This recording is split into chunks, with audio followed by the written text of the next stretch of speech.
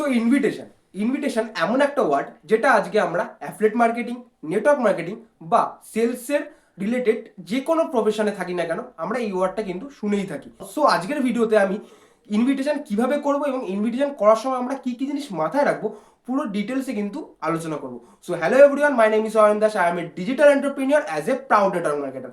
তো আজকের ভিডিওটা একটু লেন্দি হতে চলেছে, তো সবাইকে বলবো ভিডিওটা ফার্স্ট টু লাস্ট দেখার জন্য, এবং যারা যারা আজকে আমার চ্যানেলে নতুন এসেছে সবাইকে বলবো চ্যানেলটিকে সাবস্ক্রাইব করে বেল আইকনটি ক্লিক করে দেওয়ার জন্য, যাতে এরকম সুন্দর সুন্দর ভিডিও আপনার কাছ থেকে মিস না হয়ে যায়। তো চলুন স্টার্ট করা যাক। সো আজকের ভিডিওতে আমি দুটো জিনিস নিয়ে আলোচনা করব বললাম, সেটা হচ্ছে কি ফার্স্ট আজকে আমরা ইনভিটেশন কিভাবে করব, আর নেক্সট যেটা হচ্ছে ইনভিটেশন করার সময় আমরা কি কি জিনিস মাথায় রাখবো। তো আজকে আমরা নেক্সট যেটা ইনভিটেশন করার সময় আমরা কি কি জিনিস মাথায় রাখবো, তো সেই জিনিসটা নিয়ে ফার্স্ট আলোচনা করি। তো first, don't show your need. তো আজকে আমরা অ্যাফিলিয়েট মার্কেটিং হোক, নেটওয়ার্ক মার্কেটিং হোক বা সেলসের আদার কোনো ইন্ডাস্ট্রি হোক, তো আমাদের কিন্তু একটাই জিনিস লাগবে, সেটা হচ্ছে কাস্টমার।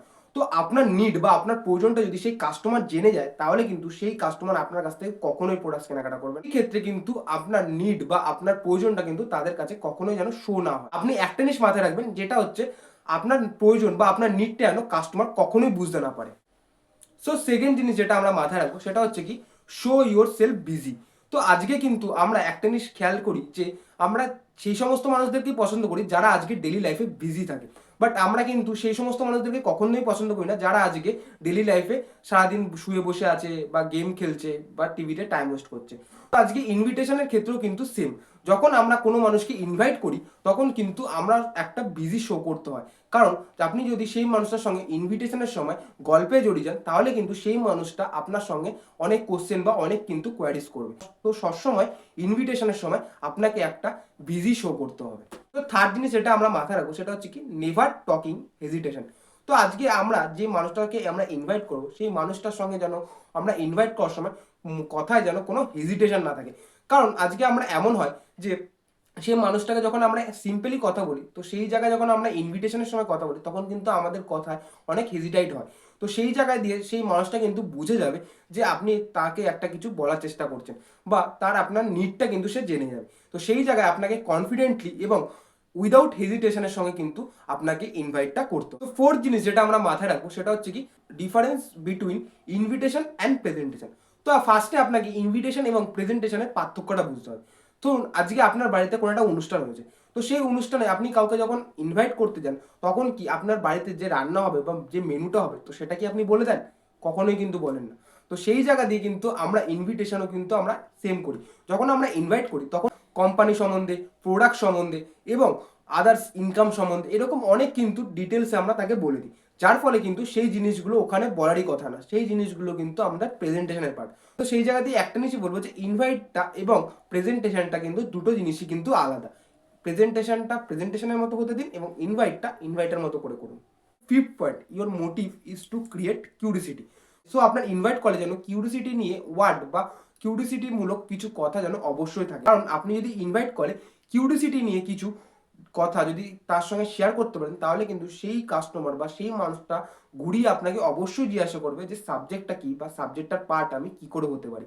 তো অবশ্যই আপনার ওভার দ্য কলে বা আপনার ইনভাইট কলে কিউরিসিটিমূলক কথা যেন অবশ্যই থাকে।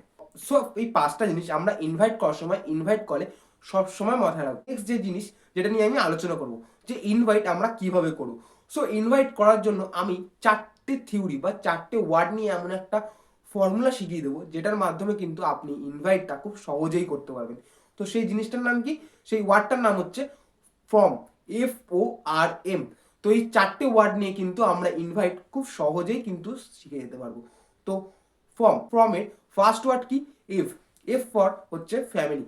তো আমরা যখন একটা মানুষকে ইনভাইট করব, তখন কিন্তু আমরা ফার্স্ট এফ ফর ফ্যামিলি, তার ফ্যামিলি সম্বন্ধে আমরা জিজ্ঞাসা করব যে তার ফ্যামিলি সম্বন্ধে সবাই ভালো আছে কিনা বা ফ্যামিলিতে সবাই ঠিকঠাক আছে কিনা, তো সেই সম্বন্ধে আমরা জিজ্ঞাসা করব।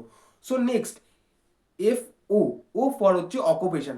তো আজকে সেই যে মানুষটাকে আমরা ইনভাইট করবো, তো সেই মানুষটা আজকে কাজবাজ বা যে মানুষটাকে সেই প্রফেশনে যেই প্রফেশনে থাকুক না কেন, সেই প্রফেশনে সে কেমন কাজবাজ করছে বা কেমন কাজবাজ চলছে, তো সেই জিনিসটা নিয়ে কিন্তু আমরা জিজ্ঞাসা করব। সো আর ফর হচ্ছে রেস্ট টাইম। তো সেই জিনিসটা নিয়ে আমরা আলোচনা করবো যে ফাঁকা টাইমে সেই মানুষটা কি করে। তো নেক্সট যেটা লাস্ট এবং ভেরি ইম্পর্টেন্ট, সেটা হচ্ছে এম ফর হচ্ছে মানি মেসেজ। দেন আমরা সেই মানি মেসেজটা কিন্তু তার কাছে পৌঁছাবো।